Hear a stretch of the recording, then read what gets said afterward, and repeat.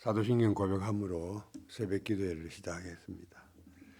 전능하사 천지를 만드신 하나님 아버지를 내가 믿사오며 그 외아들 우리 주 예수 그리스도를 믿사오니 이는 성령으로 잉태하사 동정녀 마리아에게 나시고 본디오 빌라도에게 고난을 받으사 십자가에 못 박혀 죽으시고 장사한 지 사흘 만에 죽은 자 가운데서 다시 살아나시며 하늘에 오르사 전능하신 하나님 우편에 앉아 계시다가 저리로서 산자와 죽은 자를 심판하러 오시리라.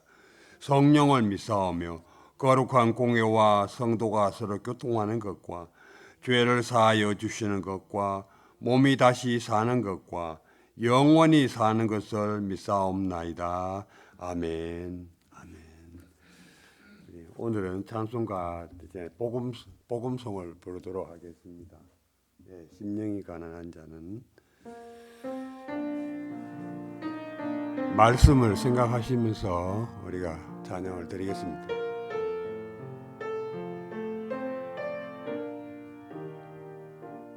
심령이 가난한 자는 천국이 저희 것이요 애통하는 자는 복있네 위로를 받을 것이요 온유한 자 복이 있나니 땅을 기업으로 받겠네 어예 줄이고 목마른 자는 저의 배부를 것이요 긍휼히 여기는 자는 긍휼히 여김 받겠네 마음이 청결한 자는 하나님을 볼 것이요 화평케 하는 자는 하나님의 아들이라 일컫네 의를 위하여 핍박받는 자 천국이 저희 것이라 내게도 주소서 내가 복을 받기 원하네 내 주여 주소서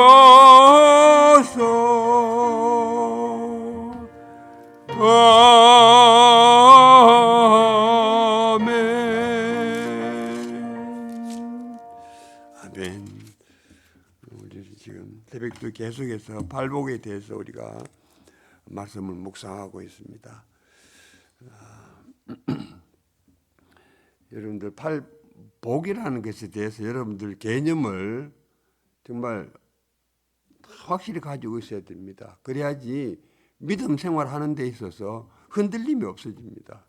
그래서 여러분들 그 복이라는 거 우리가 팔복을 통해서 정말 복이 무엇이구나라는 우리 개념을 확실히 우리가 머릿속에 각인시킬 수 있기를 바랍니다. 마태복음 5장 1절에서 12절 말씀 우리가 봉독하겠습니다. 예수께서 무리를 보시고 산에 올라가 앉으시니 제자들이 나아온지라 입을 열어 가르쳐 이르시되 심령이 가난한 자는 복이 있나니 천국이 그들의 것이며 애통하는 자는 복이 있나니 그들이 위로를 받을 것이며 온유한 자는 복이 있나니 그들이 땅을 기업으로 받을 것이며 의에 줄이고 목마른 자는 복이 있나니 그들이 배부를 것이며 긍휼히 여기는 자는 복이 있나니 그들이 긍휼히 여김을 받을 것이며 마음이 청결한 자는 복이 있나니 그들이 하나님을 볼 것이며 화평하게 하는 자는 복이 있나니 그들이 하나님의 아들이라 일컬음을 받을 것이며 의를 위하여 박해를 받은 자는 복이 있나니 천국이 그들의 것임이라. 나로 말미암아 너희를 욕하고 박해하고 거짓으로 너희를 거슬러 모든 악한 말을 할 때는 너희에게 복이 있나니 기뻐하고 즐거워하라. 하늘에서 너희의 상이 큼이라. 너희 전에 있던 선지자들도 이같이 박해하였느니라. 아멘. 하나님의 말씀입니다. 기도하겠습니다. 사랑의 하나님 아버지, 주의 은혜를 감사를 합니다. 오늘 또 이 새벽에 비가 내리는 날씨지만은 주님께서 저희들에게 힘을 허락하여 주셔서 이 새벽 저 시간을 주님 앞에 온전히 드리게 됨을 감사합니다.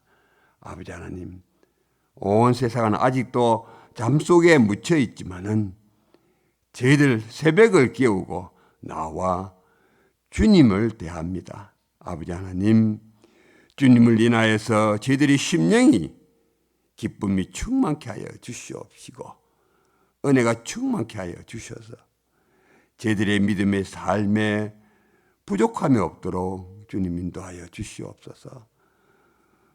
우리들이 오늘도 주님 앞에 가지고 나온 기도 제목 하나하나가 주님 앞에 상달되어질 수 있도록 온전한 저희들의 심령이 되어질 수 있도록 아버지 인도하여 주시옵소서.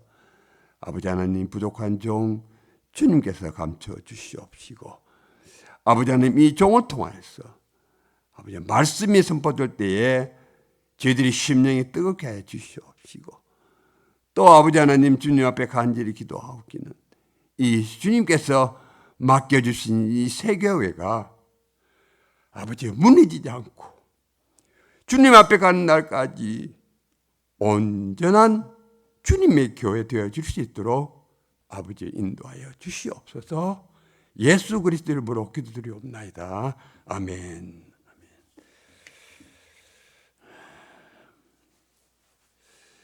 예수님이 말씀해 주신 이 8가지 복을 보면은 여러분 가만히 이렇게 묵상해 보면은 외부에서 어떻게 이루어지는 일들이 아니라 안에서 내면에서 일단은 이루어져서 퍼져나옵니다. 그렇기 때문에 우리 신앙의 세계에서 가장 관심이 있는 것은 내면의 세계입니다. 보통 많은 사람들은 신앙을 외형적인 것을 충족시키기 위한 수단으로 생각합니다. 쉽게 말하자면은 내가 하나님을 믿고 하나님 앞에 예배 드리는 것이 하나님 헌금을 드리고 봉사하는 것이 하나님부터 세상적인 복을 받기 위해서, 다시 말해서 자식이 잘 되고 내 사업이 잘 되고 내 직장이 잘 되고 육신의 병이 낫게 되고 이런 것을 충족시키기 위해서 신앙을 가지고 있다는 것입니다. 여러분 자신을 한번 생각해 보세요. 어떤가? 내 믿음은 그게 아니야. 나는 오직 하나님만 바라보고 살아가고 있는 거야. 내가 잘 되고 이런 게 아니야. 거짓입니다, 여러분. 그런데 주님께서 말씀하신 8가지 복을 우리가 가만히 보면은 외형적인 어떤 문제들이 아닙니다. 복이 아닙니다. 내 속에서, 내면에서 나오는 그런 복이라는 것이에요. 우리 한번 살펴보면은 첫 번째 복은 무엇입니까? 마음이 가난한 자는 복이 있다. 그래서 천국이 저희 것이다. 마음이 가난하다는 것, 자기 내면의 문제입니다. 내 마음에 하나님이 들어올 수 있도록 내 마음을 비워놓는 것입니다. 이 빈 마음에 예수님께서 들어오실 수가 있고 예수님께서 우리 속에 들어오시니까 주님이 계신 그곳이 내 마음이, 주님이 계신 내 마음이 천국이 된다라는 것입니다. 또 두 번째 복은 어떻습니까? 애통하는 자는 복이 있나니 저희가 위로를 받을 것이라 그랬습니다. 주님이 우리 안에 들어오시게 되면은 그제서야 내가 내 자신을 바로 볼 수 있다는 것입니다. 자신을 들여다보면은 나는 잘한다고 했는데 그 뒤에 잘 살펴보면은 악이 동기가 되어 있다는 것입니다. 선을 행한다고 하는 것조차도 그 배후에는 욕심이 동기가 되어 있다는 거예요. 그렇기 때문에 애통하게 된다는 것입니다. 이런 자에게 하나님께서는 위로를 내려주신다는 것입니다. 용서의 복을 내려주신다는 것입니다. 우리는 대부분 행동할 때 보면은 내가 누구 때문에 울고 내가 누구 때문에 분노하고 내가 누구 때문에 혈기를 부립니다. 그러나 내 자신의 문제로 나의 내면의 문제로 울어본 적이 있는가 하는 것입니다. 내 자신이 내가 왜 이럴까? 왜 내가 진실하지 못할까? 왜 내가 하나님 앞에 하나님의 말씀 앞에 고의적으로 내가 반항을 할까? 그 말씀을 왜 지키지 못할까? 왜 내가 솔직하지 못할까? 내 자신의 문제로, 우리 자신의 문제로 울고 애통하는 자가 복이 있다라고 주님께서 말씀하십니다. 이렇게 애통하는 자가 하나님의 용서의 복을 받고 위로의 복을 받는다라는 것입니다. 세 번째는 온유한 자는 복이 있다 그래서 온유한 자가 누굽니까? 온유한 자. 그냥 힘이 없는 것처럼 그냥 막 무슨 말이든지 오케이 그러는 것처럼. 그래서 그런 것이 아니라 훈련받은 자라는 것입니다. 훈련받은 자를 온유한 자. 어디에 훈련받은 자? 하나님의 말씀에 훈련받은 자.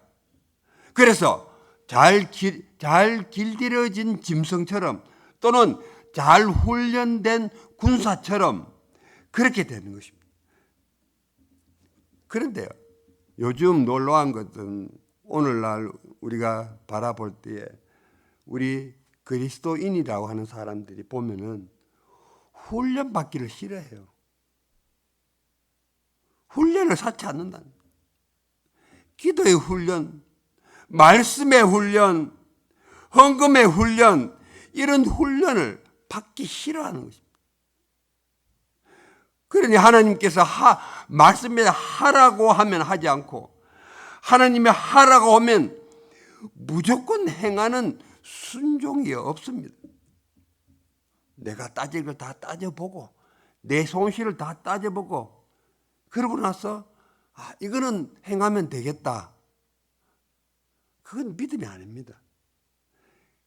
그렇게 하기 때문에 믿음의 열매가 맺히지를 못합니다. 내가 얼마만큼 하나님의 말씀을 그대로 적용하며 사느냐, 이것이 나의 믿음의 양입니다. 염려하지 말고 근심을 하나님께 맡겨라고 하면은 정말로 어리석을 만큼, 정말 남들이 보기에는 저 바보가 아닌가? 그렇게 생각될 만큼 하나님의 말씀에 순종할 때에 인간적인 계산을 하지 않고 나의 손실 따지지 않고 하나님의 말씀에 순종할 때에 우리에게는 신앙의 열매가 맺힌다는 겁니다. 세상의 열매가 아니라 신앙의 열매가 맺힌다는 것입니다.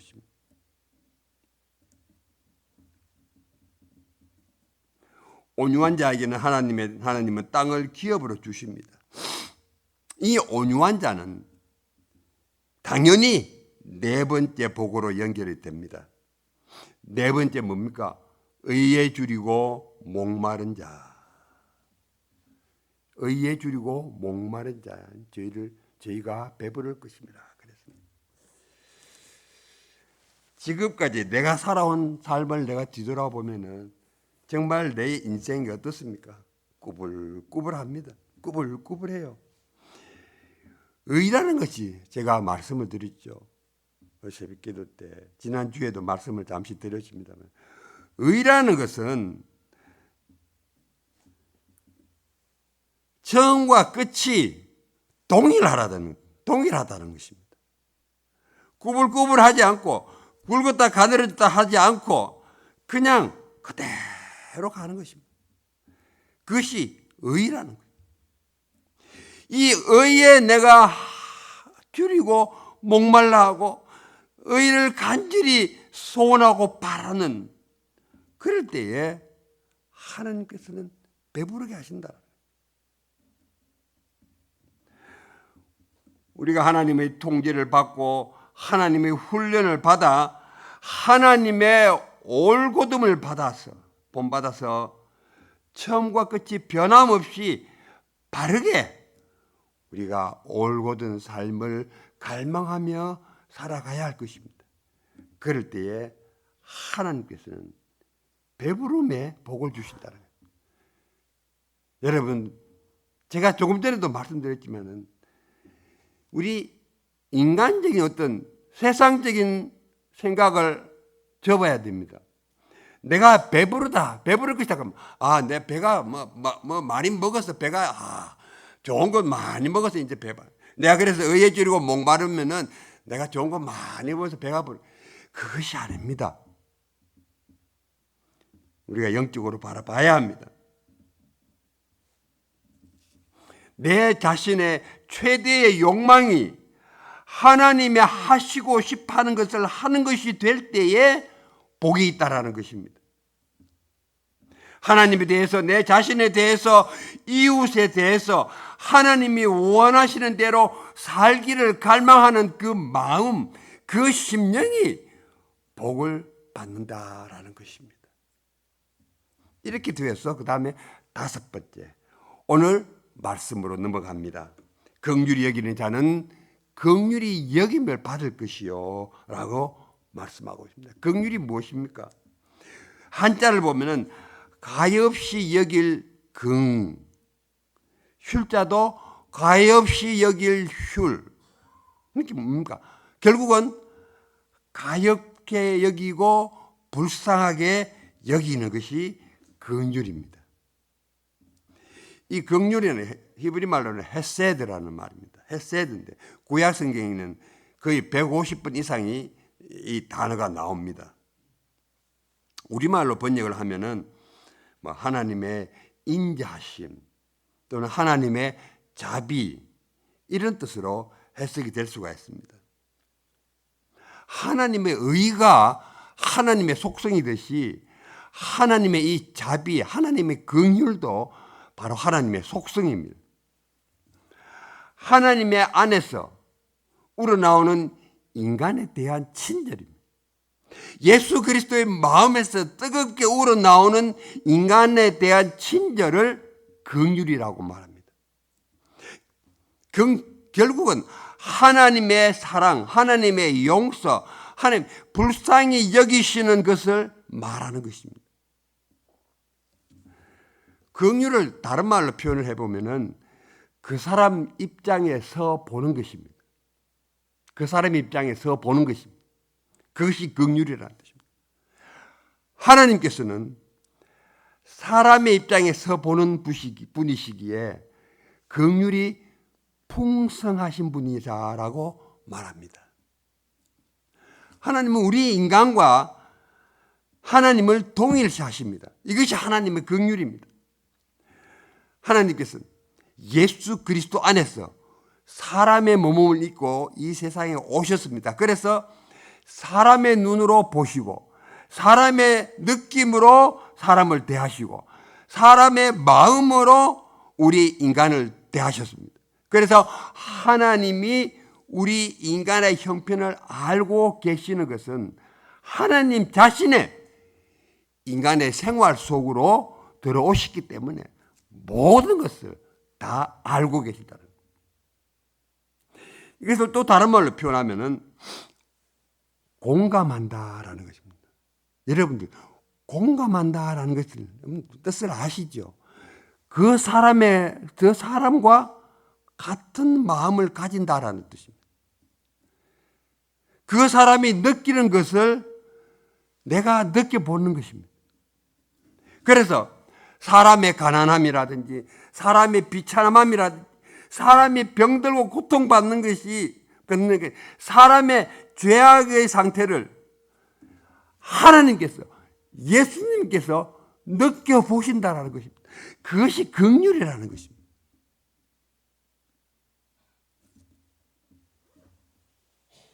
그래서 긍휼히 여기는 자는 긍휼히 여김을 받는다라는 것입니다.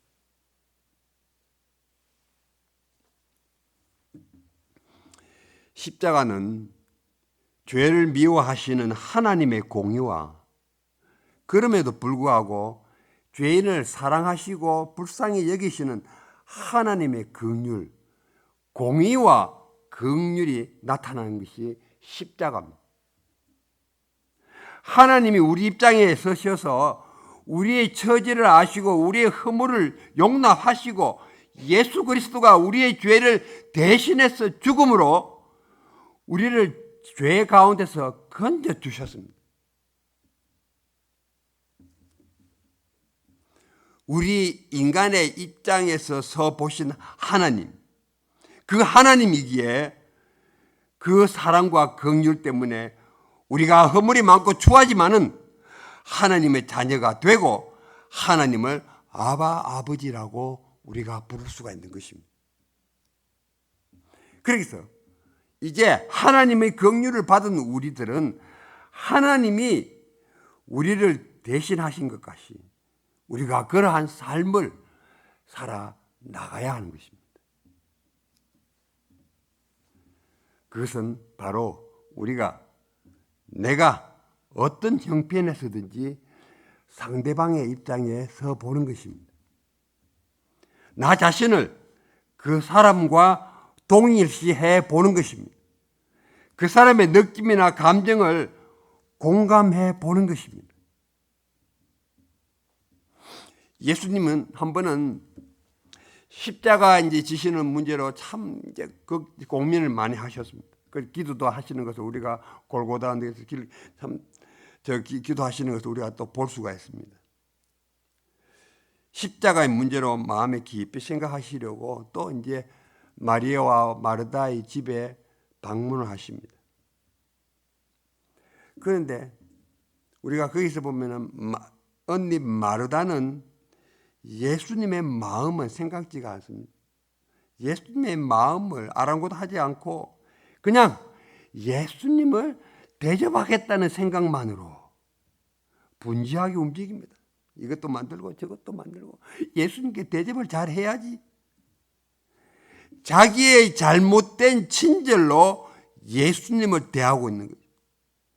그러나 마리아는 자기의 입장이 아니라 자기의 생각이 아니라 십자가를 앞에 놓고 고민하고 계시는 예수님의 입장에 서서 예수님이 얼마나 괴롭고 힘드실까?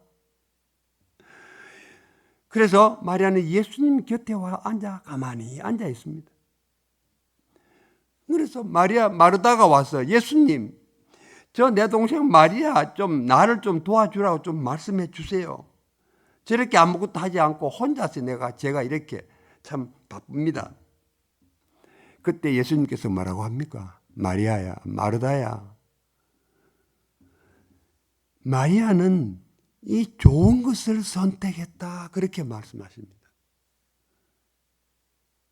우리 같으면 마리아야, 너 언니 좀 도와줘라.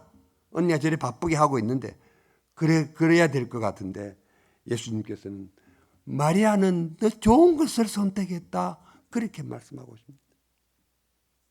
그것이 긍휼이라는 것입니다. 친절을 내 방식대로 베풀어서 거기에 따라오기를 원한다면은 그것은 긍휼이 아닙니다. 우리 성도들은 대체로 두 가지 오류를 범하고 있습니다. 하나는 의가 없는 긍휼을 요구를 합니다. 세상의 법정에도 죄요 심판의 대상이 되는 과오를 범하고도 무조건 잘못을 용서해달라고 너그럽게 봐달라고 하는 것입니다. 그것이 의가 없는 긍휼을 요구하는 것입니다. 그렇게 봐주면은 질서 하나도 없어지죠. 그래서 사람들이 말합니다.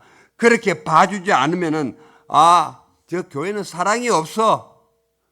그렇게 그냥 매도해버리고 맙니다. 사랑이 없더라고 그냥 매도합니다.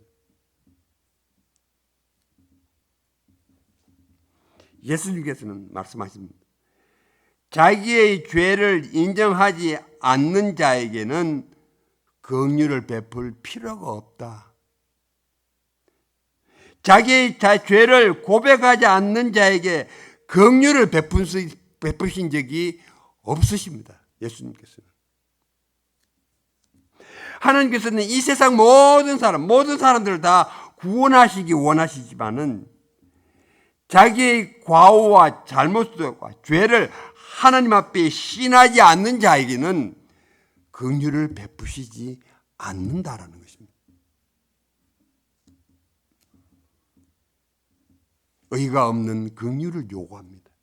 또 한 가지는 긍휼이 없는 의를 요구합니다. 그러다 보니까 냉혈 동물 같습니다. 이런 사람들은 자기를 죽이고 다른 사람을 다 죽입니다. 자기가 세워놓은 그 판단 기준에 사람들이 맞지 않으면 정죄하고 심판해버립니다. 그래서 이 세상에 정의만 있고 하나님의 긍휼이 없다면 이 세상은 벌써 하나님의 심판을 받아서 멸망했을 것입니다. 또한 이 세상에 하나님의 긍휼만 있고 공의가 없다면, 정의가 없다면 이 세상은 죄와 혼돈으로 벌써 자멸해 버렸을 것입니다. 그런데 여러분, 정의를 능가하는 것이 바로 자비입니다. 의를 뛰어넘는 것이 하나님의 긍휼입니다. 자식을 키울 때도 기대치에 못 미칠지라도 그것을 덮어주고 긍휼히 여기는 사람이 바로 아버지의 긍휼입니다. 우리가 어렵게 산다는 것은 바로 하나님의 의를 우리가 받고 그 의를 의지해서 살아나가는 것입니다. 내가 의로워서 살아나가는 것이 아니라 나는 의라는 것이 하나도 없습니다. 죄밖에 없습니다. 그런데 하나님이 보시고 너를 어렵다가 봐주시니까 그 의를 의지해서 우리가 살아나가는 것이 바로 우리가 의로운 삶이라는 것입니다. 그러므로 정의를 능가하는 자비가 더 위대하다는 것을 우리가 기억해야 합니다. 이 세상에서 가장 비참한 감옥은 용서하지 못하는 그런 증오하는 마음이 그 비참한 감옥입니다. 내가 상대방을 굴복시키겠다고 하는 마음보다 더 어리석은 생각은 없습니다. 우리가 누군가를 용납하지 못하고 용서하지 못할 때 가장 비참해지는 것은 내 자신, 나의 자아입니다. 잠언에 보면 인자한 자는 자기의 영혼을 이롭게 하고 잔인한 자는 자기의 몸을 해롭게 하느니라 라고 기록하고 있습니다. 용서가 없으면 건강의 상처를 입고 정신이 피곤합니다. 용서가 없으면 우리의 영혼이 어두워집니다. 용서하는 것이 자기의 영광입니다. 하지만은 여러분들은 이것을 기억할 수 있기를 바랍니다. 예수님께서는 자신의 죄를 인정하지 않고 자신의 죄를 고백하지 않는 자에게는 긍휼을 베푼 적이 없다라는 사실을 우리들은 기억을 해야 합니다. 그래서 우리들은 언제나 주님 앞에 나올 때마다 나 자신을 주님 앞에 내어놓고 내 죄를 고백하고 주님으로부터 긍휼을 받는 다 여러분 되시기를 바랍니다.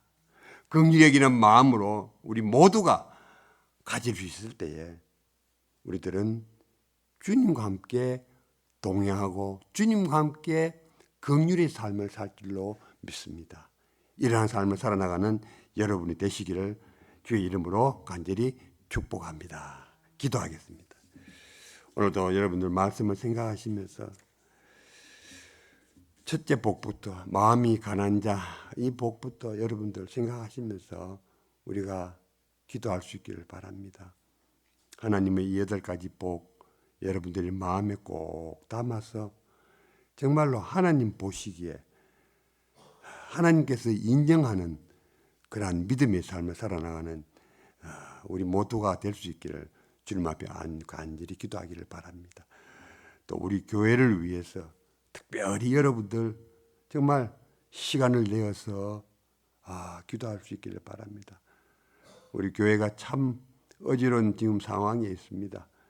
그래서 정말로 하나님 보시기에 참 부족하고 참 너무나도 잘못되어져 있지만은 이제 하나님 앞에 올바른 의로운 교회가 되기 위해서 여러분들 애쓰고 힘쓰며 기도할 수 있기를 바랍니다.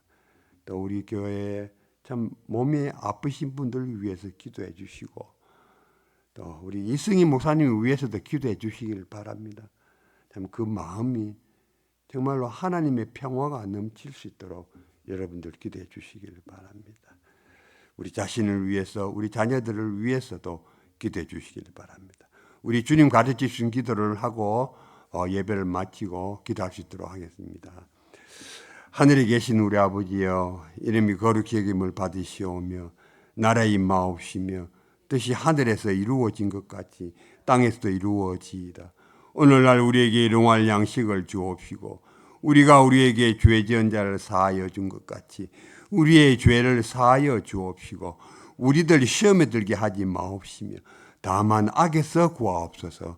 나라와 권세와 영광이 아버지께 영원히 싸움나이다. 아멘.